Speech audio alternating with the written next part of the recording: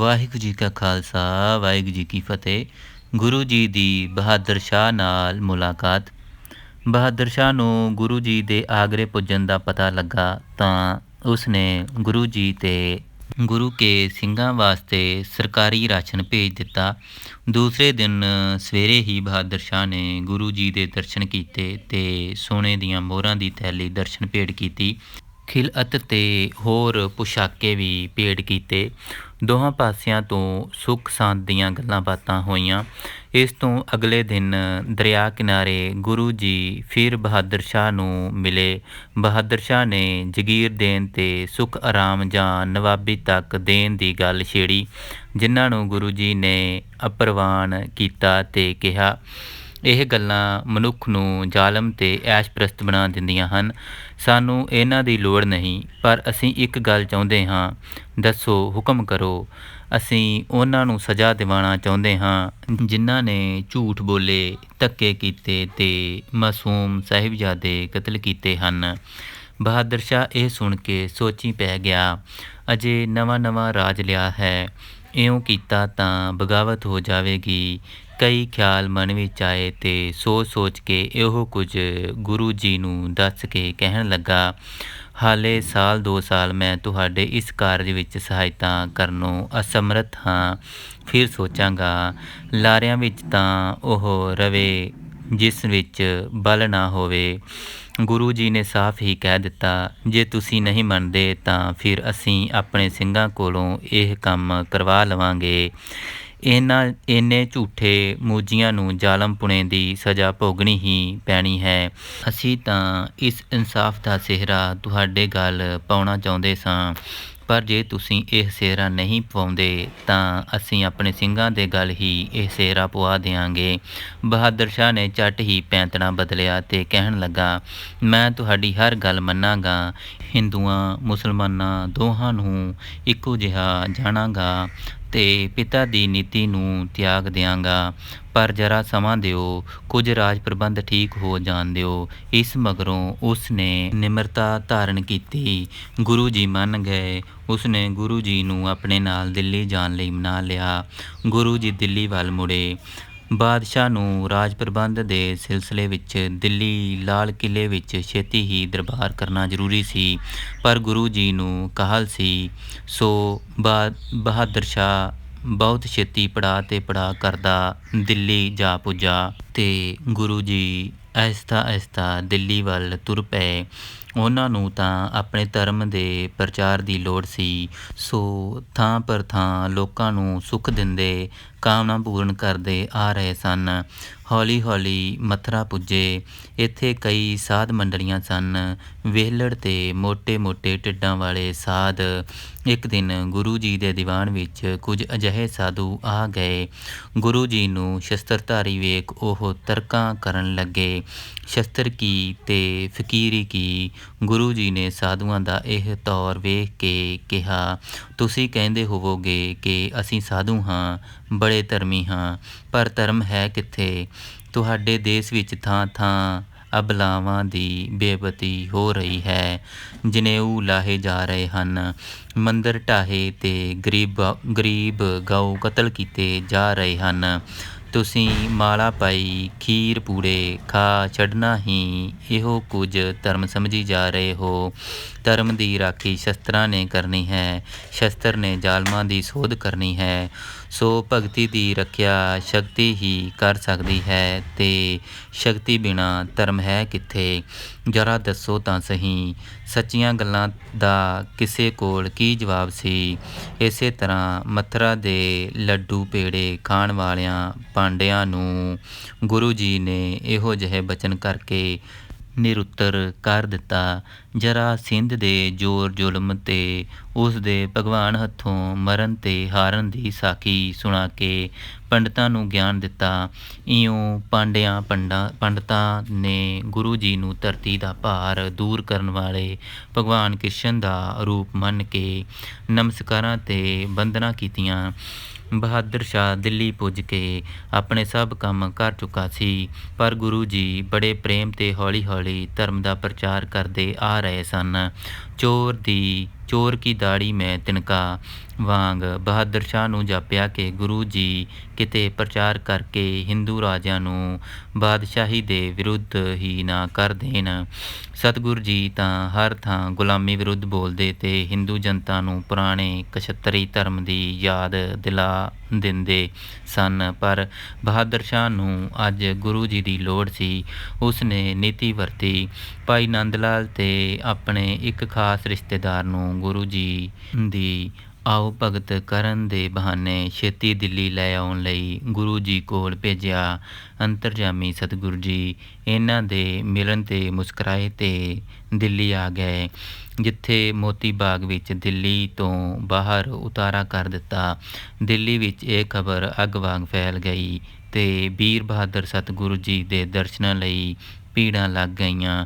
ਬਹਾਦਰ ਤੇ ਫੌਜੀ ਜਰਨੈਲ ਤਾਂ ਭੇਸ ਬਦਲ ਬਦਲ ਕੇ ਖਾਸ ਤੌਰ 'ਤੇ ਗੁਰੂ ਜੀ ਦੇ ਦਰਸ਼ਨ ਕਰਕੇ ਤਾਰੀਫਾਂ ਕਰਦੇ ਤੁਰੇ ਜਾਂਦੇ। ਸੱਚਮੁੱਚ ਹੀ ਵੱਡੇ ਵੱਡੇ ਜਰਨੈਲਾਂ ਨੂੰ ਮਾਰਨ ਤੇ ਹਾਰਾਂ ਦੇਣ ਵਾਲਾ ਖੁਦਾ ਦਾ ਨੂਰ ਸੀ। ਇੰਨੀ ਤਾਕਤ ਦਾ ਇੰਨੀ ਦੇਰ ਤੇ ਸਿਦਕ ਦਿੱਲੀ ਨਾਲ ਮੁਕਾਬਲਾ ਕਰਕੇ ਆਪਣੇ ਆਪ ਨੂੰ ਸਹੀ ਸਲਾਮਤ ਰੱਖਣਾ ਇਹ ਮਨੁੱਖੀ ਕੰਮ ਨਹੀਂ। ਮਨੁੱਖ ਵਿੱਚ ਆਪਣੇ ਪੁੱਤਰ ਸਾਹਮਣੇ ਲੜਦੇ ਮਰਦੇ ਵੇਖ ਕੇ ਇੰਨਾ ਜੇਰਾ ਤੇ ਹੌਸਲਾ ਰੱਖ ਸਕਣ ਦੀ ਹਿੰਮਤ ਨਹੀਂ। ਵੱਡੇ ਵੱਡੇ ਵਲੀਆਂ, ਨਬੀਆਂ ਤੇ ਹਜ਼ਰਤਾਂ ਨੂੰ ਵੀ ਇਸ ਗੁਰੂ ਨੇ ਮਾਤ ਕਰਕੇ ਦਿਖਾ ਦਿੱਤਾ ਹੈ। ਕਾਜ਼ੀਆਂ ਦੀ ਈਰਖਾ ਤੇ ਗੁਰੂ ਜੀ ਦਾ ਧਰਮ ਪ੍ਰਚਾਰ। ਮਾਤਾਵਾਂ ਦਿੱਲੀ ਵਿੱਚ ਭਾਈ ਜਵਾਹਰ ਸਿੰਘ ਦੀ ਹਵੇਲੀ ਵਿੱਚ ਰਹਿੰਦੀਆਂ ਸਨ। ਉਹ ਵੀ ਬੜੇ ਪ੍ਰੇਮ ਨਾਲ ਗੁਰੂ ਜੀ ਦੇ ਹਜ਼ੂਰ ਪੁੱਜੀਆਂ। ਬਹਾਦਰ ਸ਼ਾਹ ਤੇ ਗੁਰੂ ਜੀ ਦੀਆਂ ਕਈ ਮੁਲਾਕਾਤਾਂ ਹੋਈਆਂ। ਕਈ ਵਾਰ ਜਮਨਾ ਦਰਿਆ ਦੀ ਸੈਰ ਕੀਤੀ। ਗੁਰੂ ਜੀ ਨਿਰਭੈ ਹੋ ਕੇ ਬਹਾਦਰ ਸ਼ਾਹ ਨੂੰ ਮਿਲਦੇ ਤੇ ਬਹਾਦਰ ਸ਼ਾਹ ਝੁਕ ਕੇ ਮਿਲਦਾ। ਗੁਰੂ ਜੀ ਦਾ ਬਾਦਸ਼ਾਹ ਤੇ ਹਾਵੀ ਭਾਰੂ ਹੁੰਦਾ ਵੇਖ ਕਾਜ਼ੀਆਂ ਤੇ ਅਮੀਰਾਂ ਵਜ਼ੀਰਾਂ ਨੇ ਵੀ ਇਸ ਦਾ ਬੁਰਾ ਮਨਾਇਆ ਤੇ ਆਨੀ ਬਹਾਨੀ ਬਾਦਸ਼ਾਹ ਨੂੰ ਇਹ ਗੱਲ ਕਹਿ ਵੀ ਦਿੱਤੀ ਕਿ ਆਪਣੇ ਪਿਓ ਦੀ ਨੀਤੀ 'ਤੇ ਚੱਲੇ। ਰਾਜ ਕਾਜ ਦਾ ਪ੍ਰਬੰਧ ਉਸੇ ਦੀਆਂ ਲੀਹਾਂ 'ਤੇ ਚਲਾਏ, ਤਦ ਹੀ ਰਾਜ ਕਾਜ ਦਾ ਪ੍ਰਬੰਧ ਠੀਕ ਚੱਲੇਗਾ। ਪਰ ਬਹਾਦਰ ਸ਼ਾਹ ਉੱਤੇ ਜੋ ਅਸਰ ਸੀ ਉਹ ਨਾ ਘਟ ਸਕਿਆ ਤੇ ਕਾਇਮ ਰਿਹਾ। ਪਰ ਮੁਗਲਾਂ ਵੇਲੇ ਜੋ ਹਿੰਦੂਆਂ ਦੀਆਂ ਧੀਆਂ ਭੈਣਾਂ ਨੂੰ ਜਬਰਨ ਚੁੱਕ ਲੈਣ ਦੀ ਆਦਤ ਸੀ, ਉਸ ਦੀ ਅੰਸ਼ ਬਹਾਦਰ ਸ਼ਾਹ ਵਿੱਚ ਵੀ ਮੌਜੂਦ ਸੀ। ਇੱਕ ਦਿਨ ਭਾਈ ਜਵਾਹਰ ਸਿੰਘ ਜੀ ਦੀ ਜਵਾਨ ਸੁੰਦਰ ਕੰਨਿਆ ਗੁਰੂ ਜੀ ਨੂੰ ਮੱਥਾ ਟੇਕਣ ਆਈ। ਬਹਾਦਰ ਸ਼ਾਹ ਵੇਖਦੇ ਹੀ ਕੰਨਿਆ ਦੇ ਰੂਪ 'ਤੇ ਡੁੱਲ ਗਿਆ ਤੇ ਉਸ ਵੱਲ ਵੇਖੀ ਗਿਆ। ਉਸ ਨੂੰ ਗੱਲਾਂ ਗੱਲਾਂ ਵਿੱਚ ਸਤਿਗੁਰੂ ਜੀ ਨੇ ਇਸ ਮੰਦ ਭਾਵਨਾ ਤੋਂ ਰੋਕਿਆ, ਪਰ ਉਹ ਇਹ ਪਤਾ ਲੱਗਣ 'ਤੇ ਕਿ ਇਹ ਜਵਾਹਰ ਸਿੰਘ ਦੀ ਲੜਕੀ ਹੈ ਤੇ ਅਜੇ ਕੁਆਰੀ ਹੈ ਤਾਂ ਉੱਠ ਕੇ ਰਾਤ ਸਮੇਂ ਉਸ ਨੇ ਕੰਨਿਆ ਨੂੰ ਲਿਆਉਣ ਲਈ ਜਵਾਹਰ ਸਿੰਘ ਦੇ ਘਰ ਪਾਲਕੀ ਭੇਜੀ। ਪਰ ਉਹ ਹੈਰਾਨ ਹੋ ਗਏ ਜਦੋਂ ਜਵਾਹਰ ਸਿੰਘ ਦੀ ਹਵੇਲੀ ਅੱਗੇ ਸ਼ੇਰ ਖੜ੍ਹੇ ਦੇਖੇ। ਉਹ ਦਹਿਲ ਗਏ ਤੇ ਬਿਨਾਂ ਕੁਝ ਕਹੇ ਮੁੜ ਗਏ। ਸਤਿਗੁਰੂ ਜੀ ਨੇ ਇਉਂ ਸਿੱਖ ਦੀ ਕੰਨਿਆ ਦੀ ਰਾਖੀ ਕੀਤੀ। ਇਉਂ ਗੁਰੂ ਜੀ ਦਿੱਲੀ ਕੁਝ ਦਿਨ ਠਹਿਰ ਕੇ ਫਿਰ ਦੱਖਣ ਵੱਲ ਜਾਣ ਲਈ ਤਿਆਰ ਹੋ ਗਏ। ਗੁਰੂ ਜੀ ਦਾ ਦਿੱਲੀਓਂ ਆਗਰੇ ਪੁੱਜਣਾ। ਦਿੱਲੀ ਤੋਂ ਤੁਰਨ ਸਮੇਂ ਜਿੱਥੇ ਹੋਰ ਸਿੱਖ ਸੰਗਤਾਂ ਵਿਛੋੜੇ ਤੇ ਦੁੱਖ ਨਾਲ ਵਿਆਕੁਲ ਹੋਈਆਂ, ਉੱਥੇ ਮਾਤਾ ਸਾਹਿਬ ਕੌਰ ਦੇ ਪ੍ਰੇਮ ਦੀ ਅੱਤ ਹੋ ਗਈ। ਉਸ ਦਾ ਮਨ ਗੁਰੂ ਜੀ ਦੇ ਦਰਸ਼ਨ ਬਿਨਾਂ ਸ਼ਾਂਤ ਨਹੀਂ ਸੀ ਤੇ ਮਾਤਾ ਸੁੰਦਰੀ ਜੀ ਨੇ ਵੀ ਕੋਲੋਂ ਕਹਿ ਦਿੱਤਾ, ਇਹਨਾਂ ਦੀ ਉਦਾਸੀ ਨੂੰ ਅੱਜ ਤੱਕ ਮੈਂ ਦੂਰ ਨਹੀਂ ਕਰ ਸਕੀ।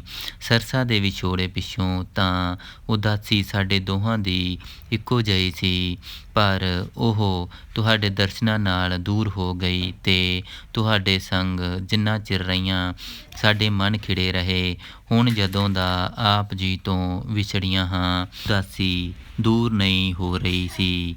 ਮੈਂ ਤਾਂ ਬੜਾ ਸਮਝਾ ਥੱਕੀ ਹਾਂ ਕਿ ਅਕਾਲ ਪੁਰਖ ਦੇ ਭਾਣੇ ਨੂੰ ਮੰਨਣਾ ਚਾਹੀਦਾ ਹੈ, ਪਰ ਇਹਨਾਂ ਦਾ ਮਨ ਧੀਰਜ ਹੀ ਨਹੀਂ ਕਰਦਾ। ਮਾਤਾ ਸਾਹਿਬ ਕੌਰ ਜੀ ਦੀ ਇਹ ਹਾਲਤ ਵੇਖ ਗੁਰੂ ਜੀ ਨੇ ਕਿਹਾ, ਚੰਗਾ ਫਿਰ ਚਲੋ। ਅਸੀਂ ਤਾਂ ਕਿਹਾ ਸੀ ਕਿ ਪਰਦੇਸ ਦੇ ਸਫ਼ਰਾਂ ਦੇ ਦੁੱਖ ਨਾ ਝਾਗੋ, ਪਰ ਜੇ ਨਹੀਂ ਮੁੜਨਾ ਤਾਂ ਤੁਹਾਡੀ ਮਰਜ਼ੀ। ਹੇ ਪਤੀ ਗੁਰਦੇਵ, ਮੈਨੂੰ ਤੁਹਾਡੇ ਦਰਸ਼ਨਾਂ ਤੋਂ ਬਿਨਾਂ ਸਭ ਸੁੱਖਾਂ ਵਿੱਚ ਦੁੱਖ ਹੀ ਹੁੰਦਾ ਹੈ। ਤੁਹਾਡੇ ਦਰਸ਼ਨਾਂ ਨੇ ਮੇਰੇ ਦੁੱਖ ਮੇੜ ਦਿੱਤੇ ਹਨ, ਇਸ ਲਈ ਮਿਟ ਚੁੱਕੇ ਦੁੱਖਾਂ ਨੂੰ ਮੁੜ ਕਿਵੇਂ ਸਹਾਰਾਂ। ਮੈਂ ਵੀ ਸੇਵਾ ਤੇ ਦਰਸ਼ਨ ਕਰਾਂਗੀ, ਜੋ ਮਿਲੇਗਾ ਉਸ ਨੂੰ ਅੰਮ੍ਰਿਤ ਸਮਝਾਂਗੀ, ਜਿਵੇਂ ਰੱਖੋ ਉਸ ਨੂੰ ਸੁੱਖ ਸਮਝਾਂਗੀ, ਪਰ ਮੈਂ ਦਰਸ਼ਨਾਂ ਤੋਂ ਦੂਰ ਨਹੀਂ ਰਹਿ ਸਕਦੀ।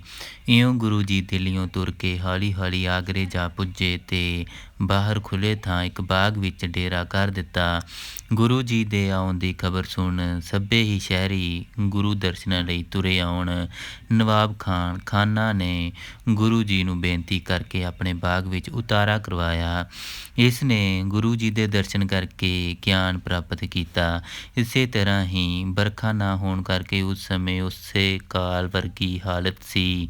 ਲੋਕਾਂ ਨੇ ਗੁਰੂ ਜੀ ਕੋਲ ਪੁਕਾਰ ਕੀਤੀ ਤਾਂ ਗੁਰੂ ਜੀ ਦੀ ਅਰਦਾਸ ਨਾਲ ਬਾਰਿਸ਼ ਹੋਈ। ਇਸੇ ਤਰ੍ਹਾਂ ਗੁਰੂ ਜੀ ਦੀ ਸ਼ਰਧਾ ਭਾਵਨਾ ਲੋਕਾਂ ਵਿੱਚ ਹੋਰ ਵੀ ਵੱਧ ਗਈ। ਗੁਰੂ ਜੀ ਨੇ ਬਾਦਸ਼ਾਹ ਦੇ ਦਰਬਾਰ ਵਿੱਚ ਦਰਸ਼ਨ ਦੇਣੇ। ਬਾਦਸ਼ਾਹ ਦੇ ਦੀਵਾਨ ਹਾਕਮ ਰਾਏ ਤੇ ਅਕਰਮ ਖਾਂ ਨੇ ਗੁਰੂ ਜੀ ਦੇ ਹਜ਼ੂਰ ਬੇਨਤੀ ਕੀਤੀ ਕਿ ਕਿਰਪਾ ਕਰਕੇ ਬਾਦਸ਼ਾਹ ਦੇ ਦਰਬਾਰ ਵਿੱਚ ਦਰਸ਼ਨ ਦਿਓ।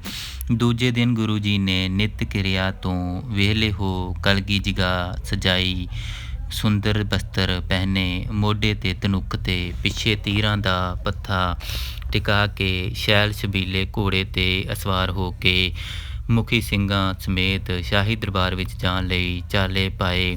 ਗੁਰੂ ਜੀ ਅੱਗੇ ਅੱਗੇ ਘੋੜੇ 'ਤੇ ਸਵਾਰ ਅਤੇ ਪਿੱਛੇ ਸਿੰਘਾਂ ਦੀ ਫੌਜ ਆ ਰਹੀ ਸੀ। ਲੋਕ ਗੁਰੂ ਕੀ ਸਵਾਰੀ ਦੀ ਇਹ ਸ਼ਾਨ ਵੇਖ ਅਸਚਰਜ ਹੁੰਦੇ ਜਾਣ ਅਤੇ ਕਹਿਣ, ਦੂਰੋਂ ਸੁਣਦੇ ਸਾਂ ਕਿ ਗੁਰੂ ਨੇ ਸ਼ਾਹੀ ਫੌਜਾਂ ਨੂੰ ਵਕਤ ਪਾ ਦਿੱਤਾ ਹੈ, ਪਹਾੜੀਏ ਨਸਾ ਭਜਾ ਦਿੱਤੇ ਹਨ, ਤਾਂ ਯਕੀਨ ਨਹੀਂ ਸੀ ਆਉਂਦਾ ਸੀ। ਪਰ ਸੱਚਮੁੱਚ ਅੱਜ ਪ੍ਰਤੱਖ ਦਰਸ਼ਨ ਕਰਕੇ ਮੰਨਣਾ ਪਿਆ ਹੈ ਕਿ ਇਹ ਗੁਰੂ ਦਾ ਕੰਮ ਨਹੀਂ, ਇਹ ਤਾਂ ਪ੍ਰਤੱਖ ਰੱਬੀ ਸ਼ਕਤੀ ਦੇ ਮਾਲਕ ਹਨ, ਖੁਦਾ ਦੇ ਨੂਰ ਹਨ। ਇਹਨਾਂ ਦੀ ਸ਼ਾਨ ਤੇ ਜ਼ਹੂਰ ਨੂੰ ਭਲਾ ਕਿਵੇਂ ਕੋਈ ਚੱਲ ਸਕਦਾ ਹੈ। ਸੋ ਐਸੇ ਨਿਰਭੈ ਗੁਰੂ ਜਦ ਦਰਬਾਰ ਵਿੱਚ ਪੁੱਜੇ ਤਾਂ ਬਾਦਸ਼ਾਹ ਨੇ ਉੱਠ ਕੇ ਸਵਾਗਤ ਕੀਤਾ ਅਤੇ ਚੰਦਨ ਦੀ ਚੌਂਕੀ 'ਤੇ ਬਿਠਾਇਆ। ਫਿਰ ਸੁੱਖ ਸਾਂਦ ਪੁੱਛੀ ਅਤੇ ਗੱਲਾਂ ਬਾਤਾਂ ਚੱਲ ਪਈਆਂ। ਗੁਰੂ ਜੀ ਨੇ ਸਭ ਦਾ ਯਥਾਯੋਗ ਉੱਤਰ ਦਿੱਤਾ। ਕੁਝ ਚਿਰ ਬਾਅਦ ਬਾਦਸ਼ਾਹ ਨੇ ਜਿਗਾ ਕਲਗੀ ਤੇ ਸੁੱਚੇ ਮੋਤੀਆਂ ਦੀ ਮਾਲਾ ਆਦਿ 1.25 ਲੱਖ ਦੀ ਭੇਟਾ ਗੁਰੂ ਜੀ ਦੇ ਅੱਗੇ ਰੱਖੀ। ਗੁਰੂ ਜੀ ਸਤਿ ਸ਼੍ਰੀ ਅਕਾਲ ਆਖ ਕੇ ਉੱਠ ਬੈਠੇ ਤੇ ਡੇਰੇ ਆ ਗਏ। ਗੁਰੂ ਜੀ ਦਮਦਮੇ ਤੋਂ ਕੱਤਕ 1763 ਵਿੱਚ ਚੱਲੇ ਸਨ ਅਤੇ ਹੁਣ 1764 ਚੜ੍ਹ ਗਿਆ ਸੀ। ਚੇਤਰ ਦਾ ਮਹੀਨਾ ਲੰਘ ਗਿਆ ਸੀ। ਗੁਰੂ ਜੀ ਰੋਜ਼ ਹੀ ਸ਼ਿਕਾਰ ਖੇਡਣ ਜਾਂਦੇ ਤਾਂ ਬਾਦਸ਼ਾਹ ਦੇ ਕਈ ਮੋਹਤਬਰ ਜੋ ਗੁਰੂ ਜੀ ਦੀ ਬਹਾਦਰੀ ਅਤੇ ਤੀਰ ਅੰਦਾਜ਼ੀ ਦੀ ਪਰਖ ਦੇ ਚਾਹਵਾਨ ਸਨ, ਨਾਲ ਚਲੇ ਜਾਂਦੇ। ਗੁਰੂ ਜੀ ਨੇ ਇਸ ਸਮੇਂ ਅਦੁੱਤੀ ਬਹਾਦਰੀ ਅਤੇ ਨਿਸ਼ਾਨੇਬਾਜ਼ੀ ਦੇ ਕੌਤਕ ਕੀਤੇ, ਜਿਸ ਦੇ ਮੁਕਾਬਲੇ ਸਾਰੇ ਹੀ ਹਾਰਦੇ ਰਹੇ। ਵਰਖਾ ਰੁੱਤ ਸ਼ੁਰੂ ਹੋ ਜਾਣ ਕਰਕੇ ਗੁਰੂ ਜੀ 3-3.5 ਮਹੀਨੇ ਆਗਰੇ ਹੀ ਰਹੇ। ਇੱਕ ਵਾਰ ਜੈਪੁਰ ਤੇ ਜੋਧਪੁਰ ਦੇ ਰਾਜੇ ਆਗਰੇ ਆਏ ਤਾਂ ਉਹਨਾਂ ਉਚੇਚੇ ਤੌਰ 'ਤੇ ਗੁਰੂ ਜੀ ਦੇ ਦਰਸ਼ਨ ਕੀਤੇ। ਇਹ ਰਾਜਪੂਤ ਰਾਜੇ ਵੱਡੀਆਂ ਫੌਜਾਂ ਵਾਲੇ ਸਨ, ਪਰ ਆਪਣੀਆਂ ਧੀਆਂ ਭੈਣਾਂ ਦੇ ਡੋਲੇ ਮੁਸਲਮਾਨਾਂ ਨੂੰ ਦੇਣ ਦੇ ਆਦੀ ਹੋ ਗਏ ਸਨ। ਗੁਰੂ ਜੀ ਨੇ ਇਹਨਾਂ ਨੂੰ ਇਸ ਗੱਲ ਦਾ ਚੇਤਾ ਕਰਾ ਕੇ ਕਿਹਾ, ਧੀਆਂ ਬੇਟੀਆਂ ਗਊਆਂ ਸਮਾਨ ਹੁੰਦੀਆਂ ਹਨ ਅਤੇ ਜੇ ਉਹਨਾਂ ਦੇ ਰਖਵਾਲੇ ਭਾਵ ਮਾਤਾ ਪਿਤਾ ਹੀ ਉਹਨਾਂ ਨੂੰ ਕਸਾਈਆਂ ਭਾਵ ਗੈਰਾਂ ਅੱਗੇ ਲਾ ਦੇਣ ਤਾਂ ਇਹ ਕਾਹਦੀ ਸ਼ਾਨ ਹੈ। ਤੁਹਾਡੇ ਲੱਖ ਲੱਖ ਅਤੇ 1.25 ਲੱਖ ਫੌਜਾਂ ਦੇ ਹੋਣ ਦਾ ਕੀ ਫਾਇਦਾ ਹੋਇਆ, ਜੇ ਧਰਮ ਨਹੀਂ ਰੱਖ ਸਕਦੇ, ਕਰਮ ਤੇ ਸ਼ਰਮ ਦੀ ਪਾਲਣਾ ਨਹੀਂ ਹੋ ਸਕੀ। ਇਸ ਤਰ੍ਹਾਂ ਦੀਆਂ ਗੱਲਾਂ ਕਰਕੇ ਗੁਰੂ ਜੀ ਨੇ ਉਹਨਾਂ ਨੂੰ ਧੀਆਂ ਦੇ ਡੋਲੇ ਮੁਗਲਾਂ ਦੇ ਘਰੀਂ ਦੇਣ ਤੋਂ ਵਰਜਿਆ। ਇਸੇ ਤਰ੍ਹਾਂ ਹੀ ਇੱਕ ਕਾਜੀ ਨੇ ਕਿਹਾ, ਤੁਸੀਂ ਗੁਰੂ ਨਾਨਕ ਦੀ ਗੱਦੀ ਦੇ ਮਾਲਕ ਹੋ। ਗੁਰੂ ਨਾਨਕ ਨੇ ਤਾਂ ਅਨੇਕਾਂ ਕਰਾਮਾਤਾਂ ਵਿਖਾਈਆਂ, ਪਰ ਤੁਸੀਂ ਵੀ ਕੋਈ ਕਰਾਮਾਤ ਦਿਖਾਓ ਤਾਂ ਦੇਖ ਕੇ ਤੁਹਾਨੂੰ ਵੀ ਮੰਨੀਏ। ਗੁਰੂ ਜੀ ਨੇ ਕਿਹਾ, ਕਰਾਮਾਤ ਹੀ ਤਾਂ ਹੈ ਜੋ ਅਸਾਂ ਬਹਾਦਰ ਸ਼ਾਹ ਨੂੰ ਰਾਜ ਦਿਵਾ ਦਿੱਤਾ ਹੈ। ਪਰ ਇਸ ਗੱਲ ਨੂੰ ਉਹ ਨਾ ਮੰਨਿਆ ਤਾਂ ਗੁਰੂ ਜੀ ਨੇ ਕਿਹਾ, ਆਹ ਦੇਖ ਮੋਹਰਾਂ ਕੱਢ ਕੇ, ਇਹ ਵੀ ਤਾਂ ਇੱਕ ਕਰਾਮਾਤ ਹੈ। ਉਹ ਅੱਗੋਂ ਬੋਲਿਆ, ਇਹ ਕਾਹਦੀ ਹੈ? ਇਹ ਕਰਾਮਾਤ ਤਾਂ ਹਰ ਧਨੀ ਕੋਲ ਹੈ। ਗੁਰੂ ਜੀ ਨੇ ਤਲਵਾਰ ਮਿਆਨ ਵਿੱਚੋਂ ਖਿੱਚ ਲਈ ਅਤੇ ਕਿਹਾ, ਲੈ ਫਿਰ ਇਹ ਕਰਾਮਾਤ ਹੈ ਜਿਸ ਦੇ ਬਲ ਨਾਲ ਅਸੀਂ ਕਈ ਤੇਰੇ ਵਰਗੇ ਝਟਕਾ ਦਿੱਤੇ ਹਨ। ਜੇ ਤੂੰ ਜ਼ਰੂਰ ਦੇਖਣੀ ਹੈ ਤਾਂ ਤੇਰਾ ਝਟਕਾ ਕਰਕੇ ਦਿਖਾ ਦਿੰਦੇ ਹਾਂ। ਗੁਰੂ ਜੀ ਦੇ ਚਿਹਰੇ ਜਲਾਲ ਵੱਧ ਗਿਆ ਸੀ ਅਤੇ ਨੰਗੀ ਤਲਵਾਰ ਕਾਜੀ ਦੇ ਨੇੜੇ ਘੁੰਮ ਰਹੀ ਸੀ। ਬਾਦਸ਼ਾਹ ਦੇ ਸਭ ਦਰਬਾਰੀਆਂ ਦੇ ਰੰਗ ਉੱਡ ਗਏ, ਪਰ ਕਾਜੀ ਨੂੰ ਤਾਂ ਸਾਹਮਣੇ ਮੌਤ ਵੇਖ ਦੰਦਨ ਹੀ ਪੈ ਗਈ ਅਤੇ ਹੱਥ ਜੋੜ ਕੇ ਹੁਣ ਪਿਛਾਂਹ ਹਟ ਗਿਆ। ਇਉਂ ਗੁਰੂ ਜੀ ਆਗਰੇ ਵਿੱਚ ਰਹਿ ਕੇ ਕੌਤਕ ਕਰਦੇ ਰਹੇ ਅਤੇ ਗੁਰੂ ਜੋਤ ਦੀ ਨਿਰਭੈਤਾ ਅਤੇ ਸੂਰਮਤਾਈ ਦੀ ਧਾਕ ਪਾਉਂਦੇ ਰਹੇ। ਵਾਹਿਗੁਰੂ ਜੀ ਕਾ ਖਾਲਸਾ, ਵਾਹਿਗੁਰੂ ਜੀ ਕੀ ਫਤਿਹ।